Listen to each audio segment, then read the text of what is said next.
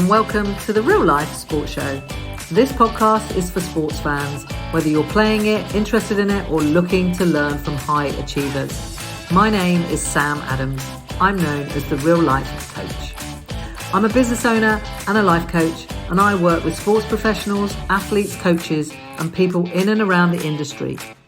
I help those people live more expansively, more authentically, so that they can enhance their performance, whether that's playing their game or living their real life.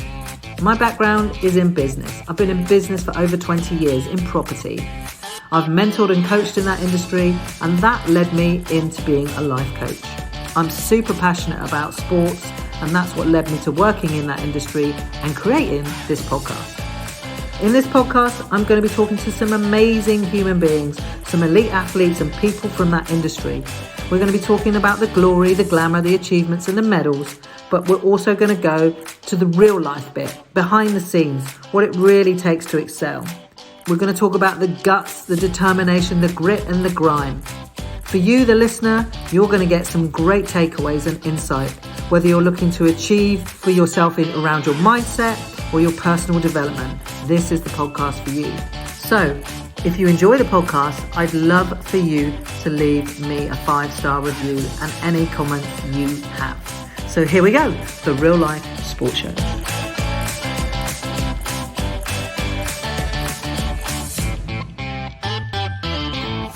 So yes, welcome everybody. You heard the intro. This is the Real Life Sports Show with me, Sam Adams. And today I'm joined with another awesome guest. I tell you, I'm doing so good on these guests. I'm super proud of myself.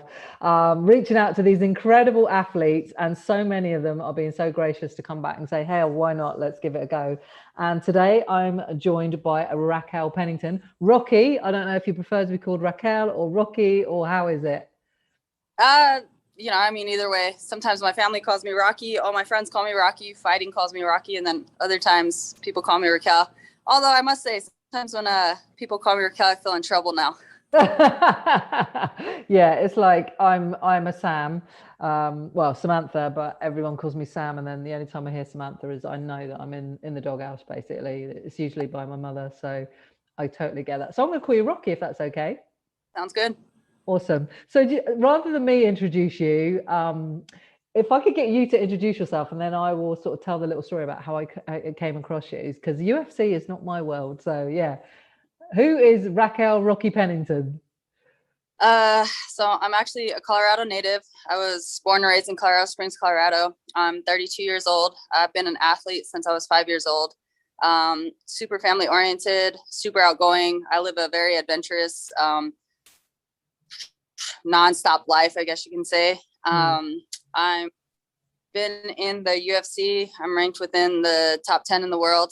Had a little bit of a suspension going on, so I was pulled out of the rankings. But before that all happened, I've been ranked 4th in the world for a while now. And outside of that, it's just, I love living life to the fullest. I coach high school gymnastics. I do a lot of interaction with the community around me. For the most part, that's me. Brilliant. Awesome. Well, thank you for that introduction and your honesty and sharing. I was going to touch on the suspension. I'm glad you brought it up. Maybe we'll get to that in a little bit.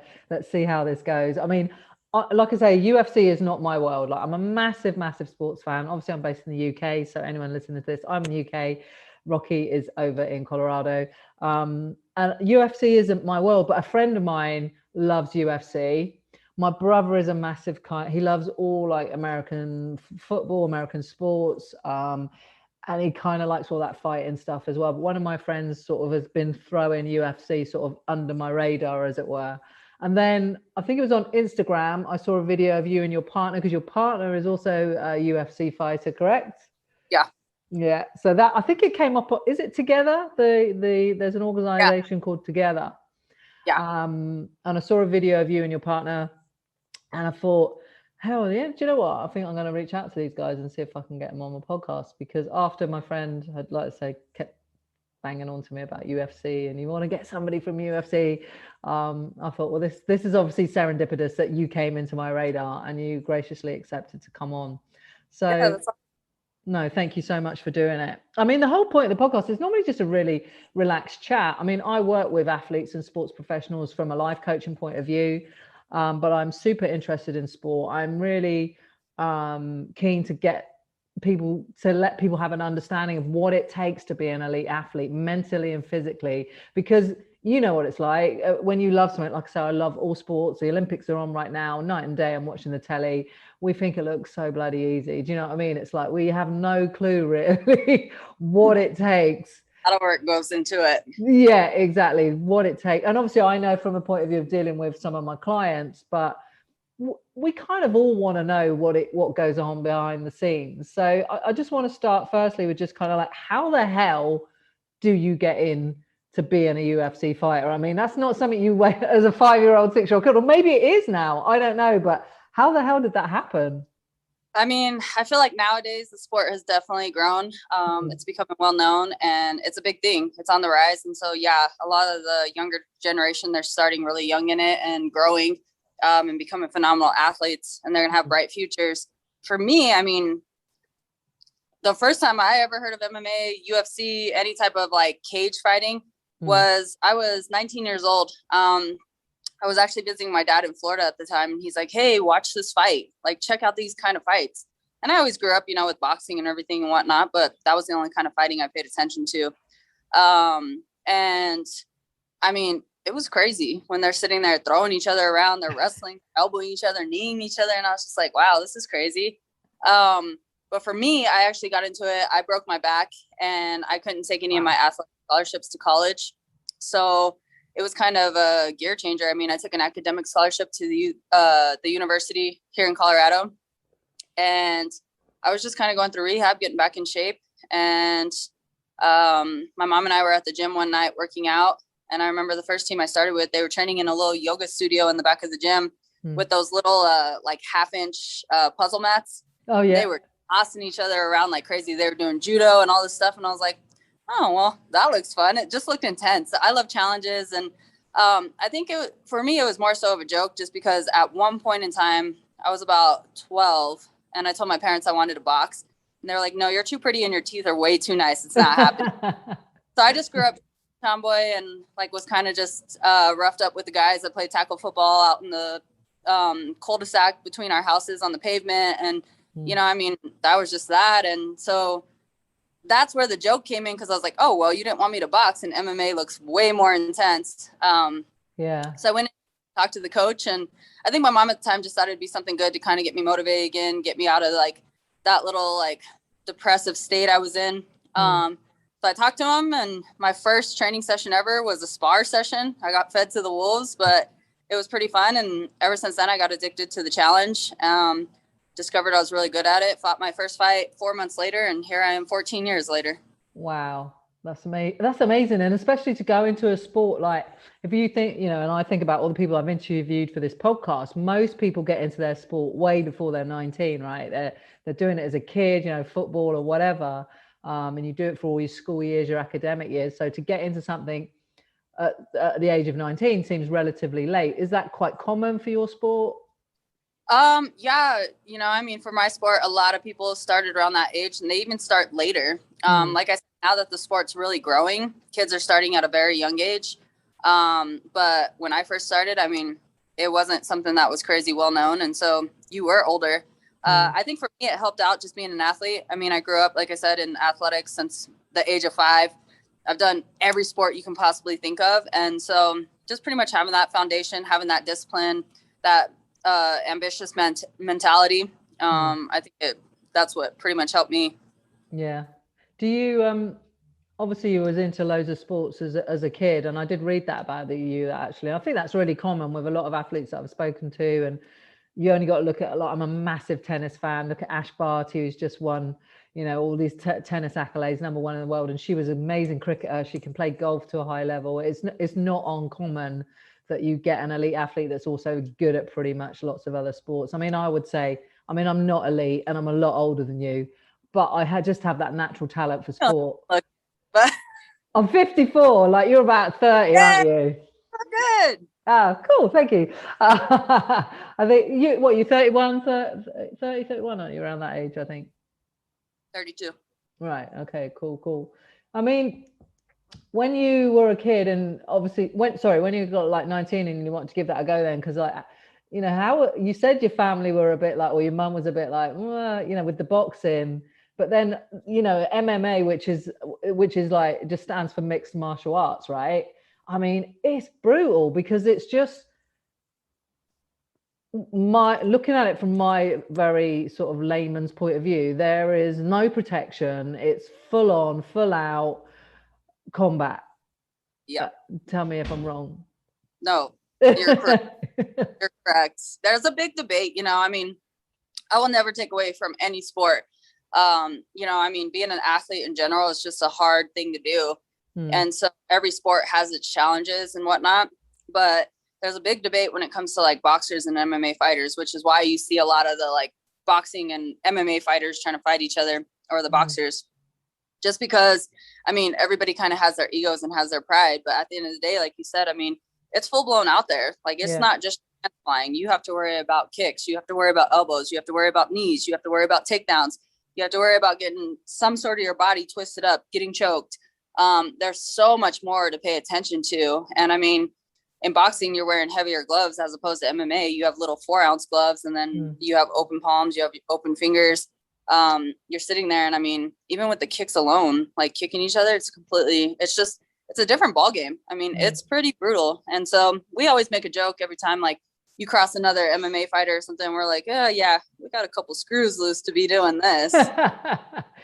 Well, to be fair, I think you must have. Like, I've watched a bit of it since I knew you were coming on the podcast, and I'm just like, yeah, it's just out and out brutal as far as I can see. And I wonder about the mentality of people that do it. It's like, because it doesn't sound like, I mean, you don't look like an aggressive kind of woman. You don't look like, you know, you did anything really aggressive before this. You know, is there a natural aggression within you? Is it something you can switch on when you get into it's the octagon, right? When you go, it's not a ring. When you step in, is there something within you? What do you think? Because honest to God, I'd be shit freaking scared. There is no way I'm doing that.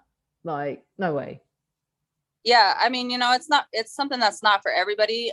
For me, like you said, I'm not an aggressive person. I don't have anger issues. I come across a lot of people, they're like, oh, you're that MMA fighter, you must be super aggressive. Like, did you grow up being just angry? And it was like, no, like, I grew up just being an athlete. I grew up being competitive. I grew up loving challenges. And that's the thing with MMA. Like, it doesn't matter how good you get. You can be great at something, but the sport is constantly evolving. And with so many different aspects that you have to focus on, it's always a challenge. There's always a curveball. And that's what I'm addicted to. Like, I love the challenges. I love constantly, like, okay, the minute I get something, all of a sudden there's 10 more things that I have to figure out. And then, you know what I mean? Like, you just constantly keep progressing. And then the adrenaline, it's just one of a kind. So, I mean, I'm not angry, but you can call me an adrenaline junkie for sure. Yeah, there is, you know, like, I'm competitive. Like, if I go and play any sport, even now at my ripe old age, I still want to win. I still want to be. I went and did the local, like, we do a park run here. So I don't think you have it in America. I don't know if you heard it, but we have these things called park runs. It's a franchise. Everyone runs 5K at 9 a.m. on a Saturday morning. I still want to pick off everybody that's ahead of me. Like, I'm like, come on. And I have to think, come on, they're probably like 20 years younger than you, but I still want, I go and play tennis on a Sunday and a Monday, and I still want to win. You know, it's like, I step in there and I am a bit mean because I want to win. So kind of get it. But like I say, MMA is a completely different ball game. Because there looks like there's so many different elements to it, skills, like you say, there's kicking, there's punching, there's everything thrown in, holds and all sorts. How do you train for that? Because I can imagine that your training is pretty full on anyway, even with any discipline. If you're just a boxer, or not just a boxer, but you know what I mean? If you're a boxer or a sprinter or whatever, but actually MMA, there is so many different technical various skills from what I can see anyway. What do? Do you spend more time on your weaknesses? How does it work? Yeah, you know, I mean, for other sports, I feel like, you know, and me growing up in every other sport, it was easy to focus on that one craft. Like, if I had basketball practice, okay, I'm focusing on basketball. And I mean, everything, you're sitting there doing dribbling drills, you're shooting, you're whatever it is, defensive drills, but it's all related to like your overall game in there. And then if I had another practice, maybe it was like sprints or some sort of weightlifting, but that's what it was worth between.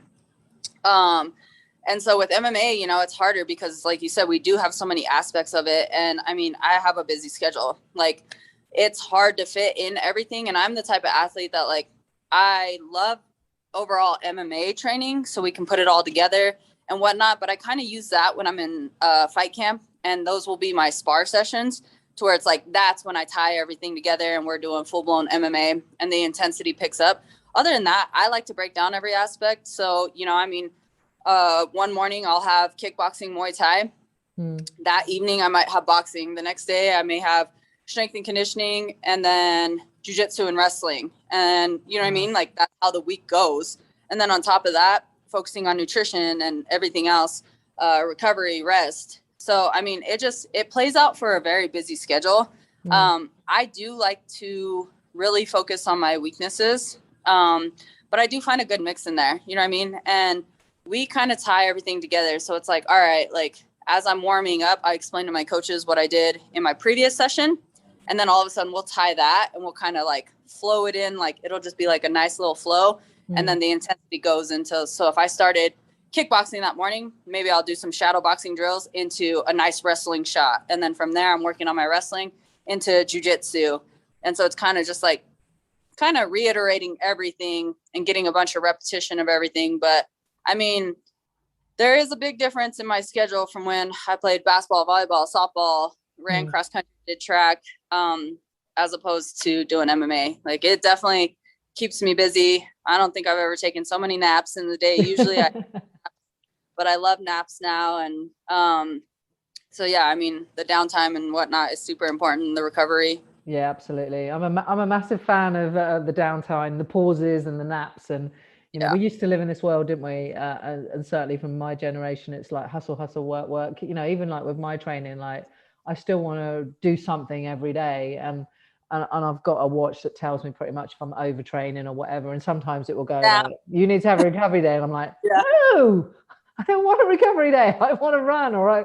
You know, it's, it was hard mind frame. You know what I mean? Like you said, it's like that working, and like, I grew up just kind of like grinding through everything and having that mentality. Now when it's like, okay, like it's about the longevity, it's about like being smart. And sometimes recovery is way more important than actually training. Absolutely. Sometimes with recovering, you could do some sort of mental training. And so it's like, there's different ways to work, but when you're so used to going through the grind and then all of a sudden having to slow yourself down and reteach yourself, like, hey, recovery is important. It's okay. Like, it's a weird world. But now I'm like, oh, I'm all about recovery. Like, can I just go recover? My coaches were like, get your ass on the machine. We're working. So do you train 7 days a week? No, so I actually just got done training, which is why I'm all crazy sweaty and drinking my protein. But I train Monday through Fridays, and I usually do 2-a-day sessions. But I took yesterday off. I mean, it's been a pretty intense week. So I took yesterday off, you know, being smart, listening to my body, had a recovery day, and made up for it today. So had to wake up early. Yeah. So you always take the weekends off? Yeah. Yeah. I like to go out and, like I said, I have that adventurous lifestyle. So I have a lot of toys at home, my boat, motorcycle, jet skis, all the things. So I like to get out there and play on the weekends. And that's where it's like, even though I'm active, it's like, it's refreshing for me emotionally and mentally. Yeah, absolutely. No, we all, you know, that's a big part of the work that I do about getting athletes to see themselves as a whole rather than just identify as their, you know, the sport that they're involved in, because it can be so all consuming. And, you know, and when you become successful, then your friends, your families, your neighbors, that's how they identify with you. And that's the one, they just see you as this one thing that, oh, well, you know, I'm a UFC fighter, or, you know, I'm a sprinter or whatever, an Olympian. Do you know what I mean? And of course, none of us are just one thing. Yeah, no, absolutely. I feel like that's where people, including myself, you know, it's hard sometimes to remember, like, fighting is just a part of me. Athletic, like, that's just a part of me, but it's not who I am. Yeah. And in my opinion, that's where a lot of people get depressed after their careers end, or injuries come into play, or things take a toll on them, because what they always have known they can't do, but they don't remember who they are outside of that. So I think it's to step back and appreciate your craft, appreciate like the life that you've been blessed with and the talents and stuff, but also like, who are you outside of that? Like, what else do you like to do? Where can you pick up when all this other stuff is done? You know what I mean? Yeah, absolutely. That's pretty much my work. You couldn't have explained it better myself. That is so good, and it's so right. And it's keeping understanding that we're all made up of different areas and different facets, and it's getting to know yourself, who you are outside of your sport. And I think maybe it works better for people if they come into their sport a bit later, like you did. When you have I've worked with footballers and sprinters and all kinds of, and they've done that like since they were itty bitty kids. They don't know anything else, so they don't really know who they are outside of their sport, and sport just becomes so dominating. Like you quite rightly said, if you say, you get a career ending injury, out of the blue, which can happen, right, to anyone. Shit, who the hell are you? And that can be a very difficult transition. And transitioning, when you get to the point of thinking about retirement, like, okay, what am I going to do when, this is over, because the phone stops ringing, people stop asking for autographs, people stop, wanting me to do interviews and things like that. It can be very, very difficult transition and crossing over for people. So, sounds like you kind of got a good balance. You're kind of, your downtime, you make sure you're doing those things that you love outside of your sport. Yeah, I had to, like I said, when I started saying that, I mean, I'm guilty of it too. I mean, all I've known is athletics. And when I broke my back, like that was one major setback for me. And then throughout my fight career, I mean, my fight career really kicked off. And then I had some adversity in there and some obstacles. And then, I kind of had a reset, and I was on like this great streak doing amazing things for myself. And then I blew out my right shoulder and had to have total reconstructive surgery. I had to have wrist surgery. And it was just like, even then, like the mentality I had going into surgery, it was like, all right, whatever. My right side doesn't function, but I'm gonna go in there and I'm gonna still work my left and do all this. And when the doctor like shut down my hopes and dreams and was just like, no, you have to be a couch potato. Like you straining your left side is going to mess with your right side. And then, I developed a thyroid disease that really took a toll on me, because then all of a sudden now it's like I'm sitting on my butt, and even though I'm eating clean, my thyroid was messing with me, and I'm just gaining all this drastic weight. I'm losing my muscle. And so, I mean, I had to go through like all of that and the ups and downs, and it took a toll on me mentally, emotionally, spiritually, physically.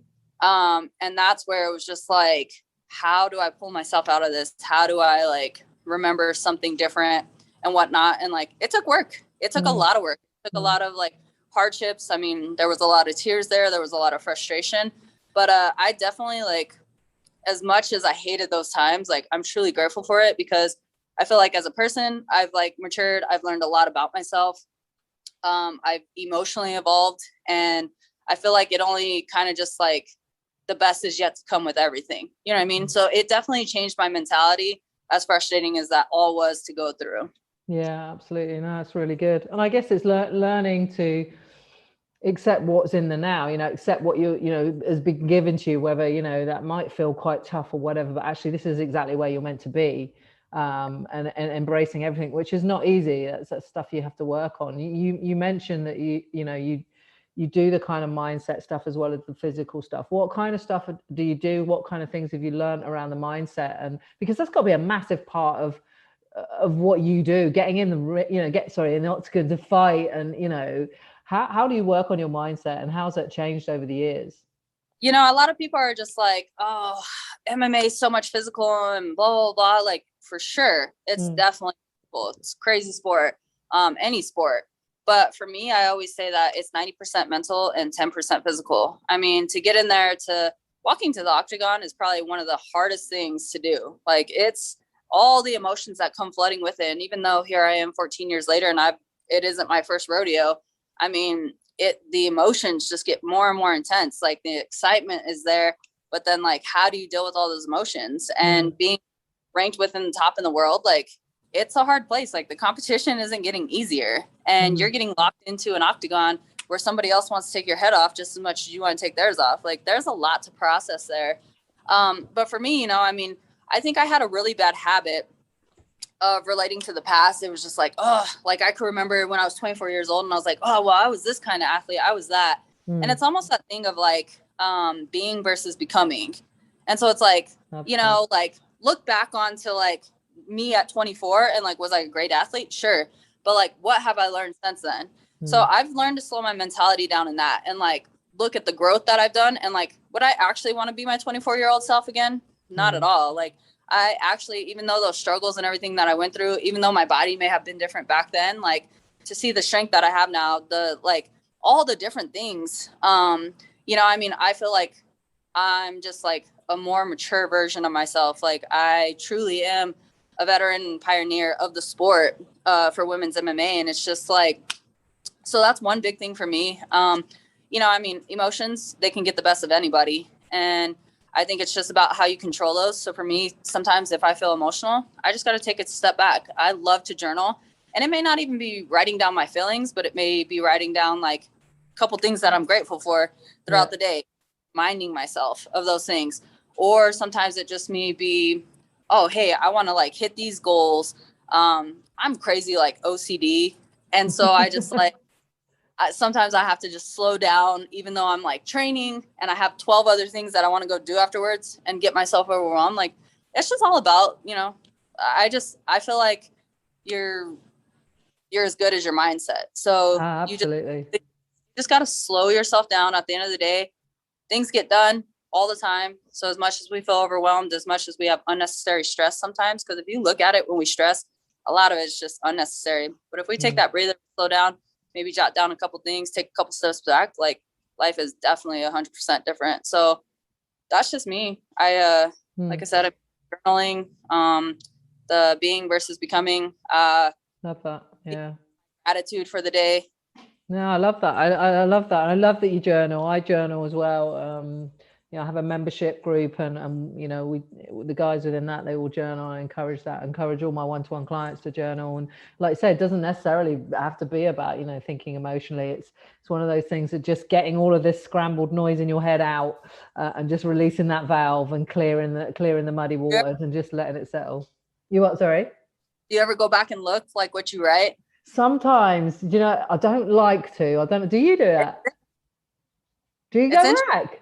Like sometimes, no, now and then, because I'm just like, well, sometimes I think about like how I feel, and I'm like, every now and then I'll like read back on a page, and like it actually just makes me laugh because I'm like, I was feeling that for the day, or like here's my thoughts for the day, but like now it's like 100% different.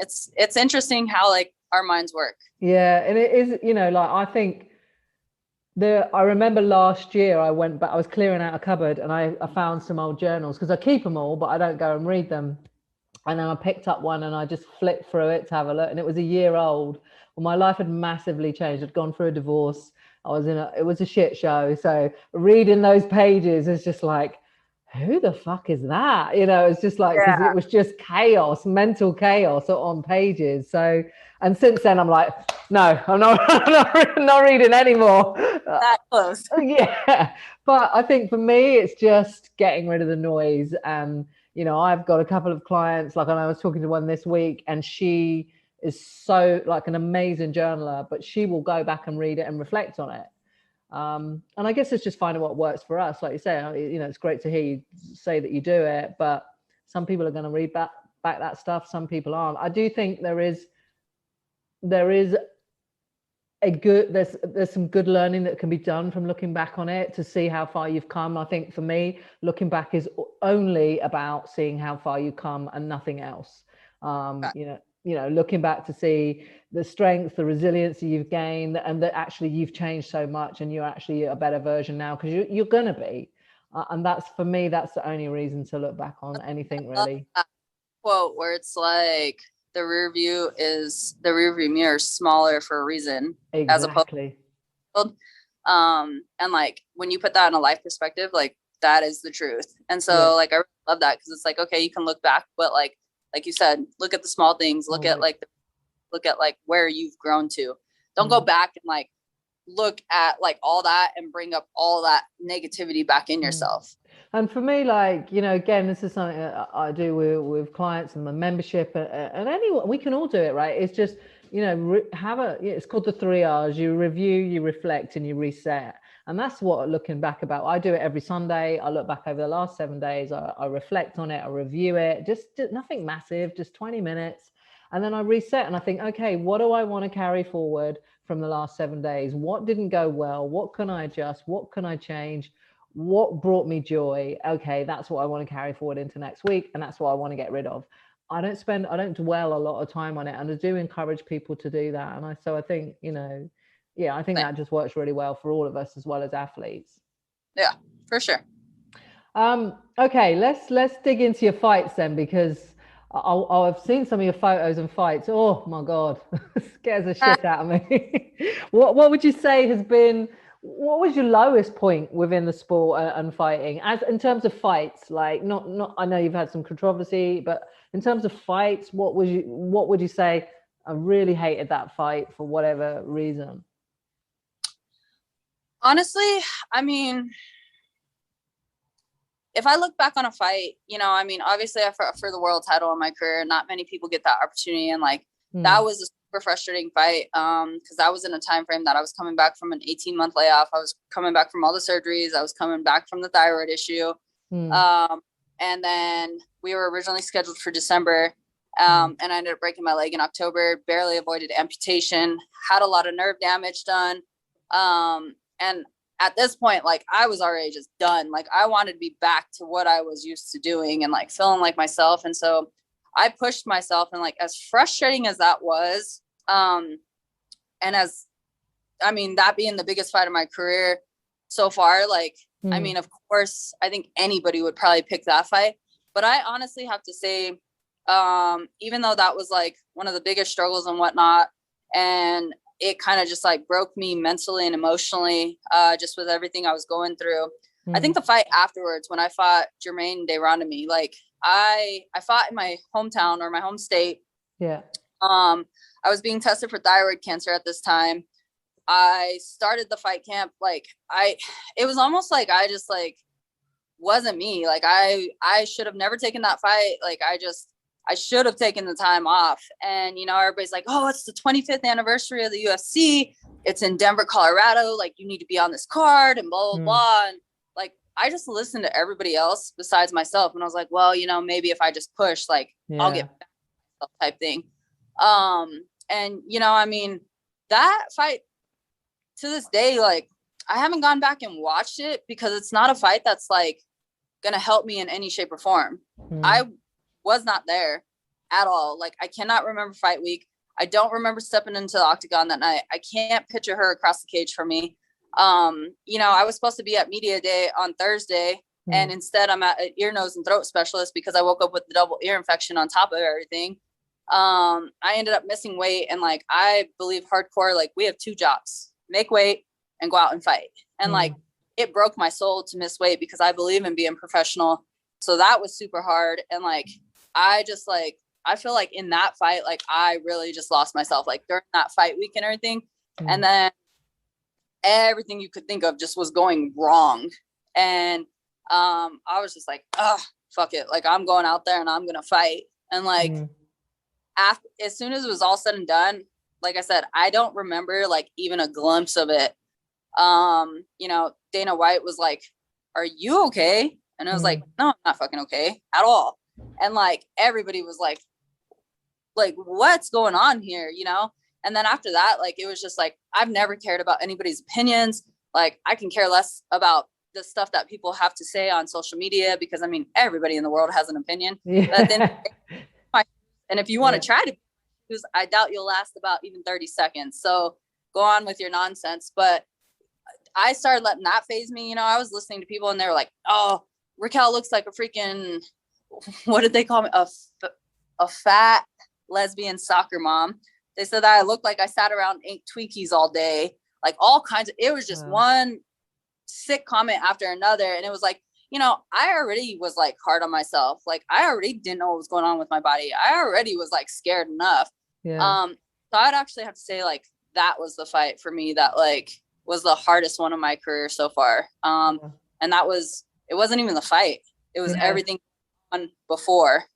Yeah, and I guess the fight is actually in lots of ways within sport is the fight, the actual, for you, the fight for other athletes that, I work with like track and field, the actual race is such a small component really of everything that goes on in your world, because everything outside of that, decides really what happens in that octagon, in that ring, on that track, on that field. It's everything outside of it. It's the perfect thing of the iceberg. Like you see the top of the where people see that success, but they don't see all the underneath that water. And there's so much that goes into it, so much. And that's the part that like nobody gets to see. Nobody gets to see like who Raquel Pennington is, what's going on. They just see Rocky Pennington getting ready to fight so-and-so. And then when a fight doesn't play out a certain way, it's easy. And I mean, that's competitiveness. That's people like being fans and whatever else. Like I get that whole thing, but there's so much more. And I feel like people like actually pay attention to that as well. Yeah, no, absolutely. That's why I love doing this podcast and talking to people like you. We just, hearing what it truly is like, what goes on behind the scenes to get to those levels. I'm really super conscious of time, and I promise not to keep you too long. What's been, I guess, the opposite of that? And then what's been your highlight? What was your best moment? Your best fight, I guess? I think every fight has like something really good to offer. It's always a learning experience. It's always a growing experience. There's always good and bad to take from everything. I would have to say, honestly, like the pivotal point in my career for me was the Ultimate Fighter. Just experiencing like being in the house, basically being able to focus just on my craft. I mean, all I was doing was freaking sleeping, eating, and training. And, it took me out of my complete comfort zone. We had no access to the outside world. I grew up super family oriented. Like I said, my family has always been at every single one of my fights. I've always had the encouragement there. And so to be taken out of that and given like be in a position with coaches that I didn't even know, be in a position with other athletes who are like chasing the same dreams, but then like not even having relationships with them. And then it's like weird because I went into a fight on a Monday at 1:30 and I was like, my mom's at work and she has no idea I'm getting into a fight right now. Like it was weird. But then, winning fight of the season, doing amazing things. That was one of those points where it was like, so many people seeing the Ultimate Fighter as the path. Like if you don't win the Ultimate Fighter, your career's done. It's not going to happen for you type thing. Right. But I learned then that like sometimes like those things that people see is not the reality. Like even though I didn't win the Ultimate Fighter, I had major success on it. And then I ended up signing a UFC contract. I've been the most active for my season. I was the first one called back to even fight. I've fought in the best of the best. Like people judge because of, I think my record's like 11-8 maybe. I don't even pay attention because at the end of the day, like I've done amazing things and the names that are on my resume, like are the best of the best.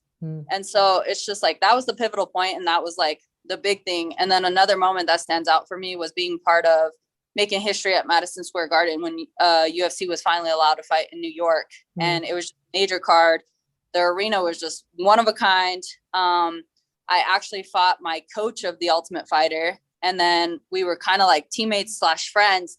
So there was a lot of emotions, a lot of balance in there that had to go into play. And so I'd probably say those two, the Ultimate Fighter and then the fight against Miesha Tate.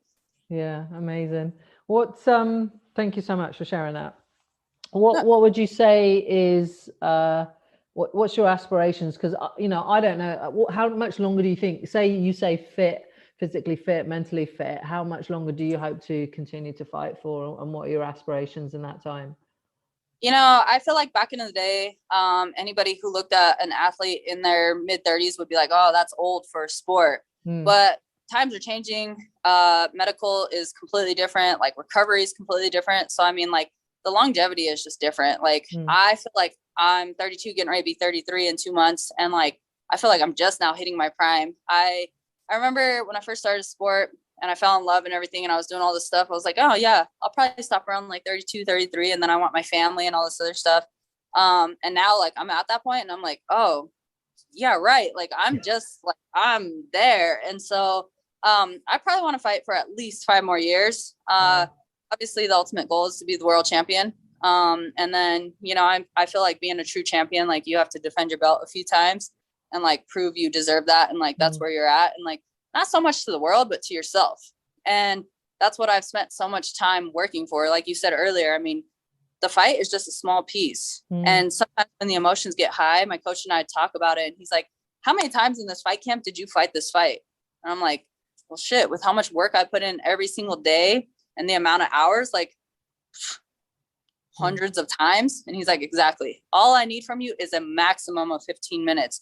And so it's like, you know, I want to build my legacy. I want to be the best that I can. I want to prove to myself everything. I want to like everything that I've gotten up for and worked for. Like, I mean, that's everything to me. Nobody's here motivating me and pushing me. Like, I'm the one dragging myself out of bed every day. And I'm thankful for the coaches that stand beside me and everybody who's supported me. But if I don't choose to go to practice, like I don't have somebody, you know? So it's like, it's building my why, it's building my like legacy. And, you know, being a high school coach and everything, it's just like, I don't sit here and spit things to my athletes and all of a sudden don't follow through with it. So it's like, I have like big goals and aspirations for myself. Yeah, that's an amazing, and you're absolutely right. You know, we see it now in a lot of sports that, you know, athletes are able to compete at a high level for much longer. You know, I was watching the Olympics, the 100 meters, and Shirley-Ann Fraser-Price, she's 34. She's had, you know, just not long had a baby, and she's back running. She came second. You know, Serena Williams, Venus Williams playing tennis, Roger Federer. You know, they're playing now till their late 30s. Basketball. Yeah, I think she's what, 9?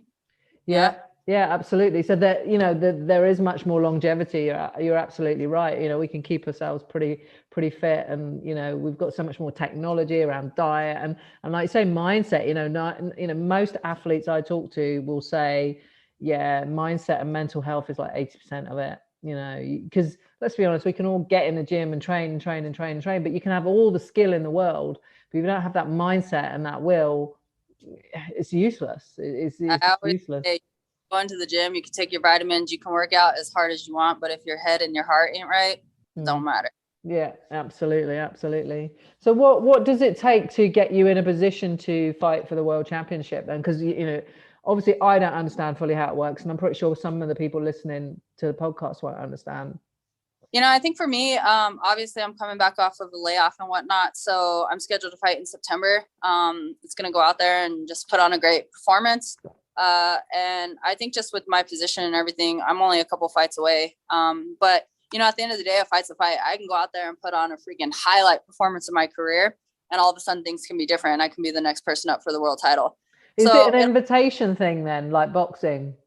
Is it like, you know, well, the world champion thinks, you know, they want to put on a good fight and they're going to almost like... I think that a lot just kind of plays into it. I think it's where people are built. It's kind of, the sport has become a lot of entertainment. So it's what the fans also want to see, you know, and then it's obviously like what the champions kind of want to do too. So there's a lot of factors that kind of play into it. But like I said, I mean, I think for me, 3 fights at the most before I have that shot again. Cool. Well, I hope you get it. I'm going to be keeping an eye out now to see how you get on. Just one kind of like last question, I guess, is just about, you know, you outside of your sport. How do you sum you up in like 5 words? How would you describe yourself outside of a UFC fighter? I would say honest, loyal, hardworking, family oriented, and spontaneous. Awesome. That sounds really good. And how does it work with you and your partner? Do you train together much or? Yeah, so I'm actually a little out, which is why I took yesterday off, because she fights next weekend, and so it was just kind of. I saw that actually. Yeah, it was just kind of one of those things to where I've been focusing on my camp, but then I've been putting the extra work in to help her prepare for hers. So I've just been a little bit more tired. But yeah, we train together. She's obviously smaller than me, and I actually like training with the guys. But no, a few of our sessions are together. This camp we did a bit more together than usual. There was one point in time where we always trained together, and then it was kind of just hard to where we were living together, we're working together, and we're doing life together. Like I was like, I need a break. And so I separated separated things for a little while and like had my own training sessions, and she had her own. But you know, I mean, this one, it was just like, she's not going to get in any better work. You know what I mean? Like everybody can help her in a different way, but like I'm one of the best in my division. And I believe in like training with somebody a little bit bigger than me. Cause when I train against the girls that are my size, like they feel like nothing. And so like, for her, and I always tell her that, you know, like if you have somebody who can be a great partner, like embrace that. And, you know, I mean, even though I'm bigger than her, like I can let my body flow differently. I can give her the work that she's looking for. I can mimic her opponents and stuff, and just kind of really help her and let her push a pace that she needs to. So yeah, that's cool. How does it feel then when you watch her fight, you know, because I don't know how I deal with that, watching someone you love getting thrown around, kicked and elbowed. Honestly, I even before their relationship, we've always been friends, and I've always been a fan of her in fighting. I truly believe that like she is seriously one of the best in the world, if not the best in the world. And that's not just coming from like me caring about her as a spouse, like that's being an athlete and like seeing her true talent. So, you know, I mean, I go through maybe a quick little phase. I need to take a couple deep breaths and like get that energy out of the nerves, but I wholeheartedly just believe in her. And so I know she can handle her own. She is one of the fastest chicks out there. And so it's just like, you know, I know if she goes out there and she fights her fight, like she's going to do what she does. And so, I mean, for the most part, I'm just excited. That's good. I think her be completely opposite. Like she really can't function. Like, oh God. Listen, Rocky, it's been really, really good to talk to you. I do think I could probably talk to you for at least another 50 minutes, but I promise not to keep you too long. Because I would love to talk to you about all things around women in sport, and you know what it's like for you guys as a couple, and you know, inclusion, diversity, all of that. Let's do it. Yeah, I would love to do it again, and maybe we could get your partner on as well, and we could discuss that, because I would love to talk to you about some of that. So maybe after she's had her fight and you've had yours in September, maybe we can get you back at the end of the year. Sounds good. Awesome. Thank you so much for today, Rocky. Really appreciate it. You've been listening to the Real Life Sports Show. I hope you found some value and joy in this podcast. If you have, then please tell someone else about it. And also, while you're at it, why not leave me a 5-star review? Also, you can share it on your socials. You'll find me mostly on Instagram at Sam Adams Coach.